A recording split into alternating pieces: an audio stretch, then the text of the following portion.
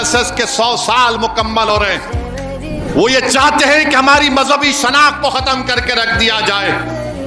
वक्फ हमारे लिए एक इबादत है, नमाज की तरह नहीं, मगर अल्लाह के नाम पे जो हमारे बुजुर्गों ने दिया, अपनी गाड़ी कमाई से दिया, हुकूमत ने नहीं दिया वक्फ प्रॉपर्टी को, हमारे बुजुर्गों ने इसको वक्फ किया।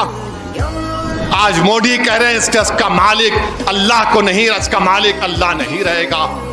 झूठ बोलते हैं बीजेपी वाले कि नहीं नहीं, वक्फ के अच्छा करने के लिए कौन सा एक सेक्शन है बताओ?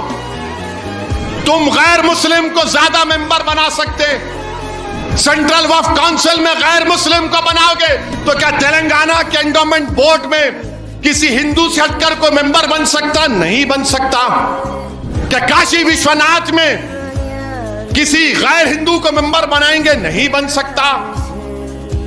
क्या आंध्र प्रदेश के, ओडिशा के, तमिलनाडु के हमारे हिंदू धर्म के भाइयों के एंडोमेंट बोर्ड में कोई मेंबर बन सकता? गैर हिंदू नहीं बन सकता। सिख गुरुद्वारा की कमेटी में कोई हिंदू मेंबर बन सकता? नहीं बन सकता। तो फिर हमारे वक्फ बोर्ड में गैर मुस्लिम को कैसे बनाएंगे?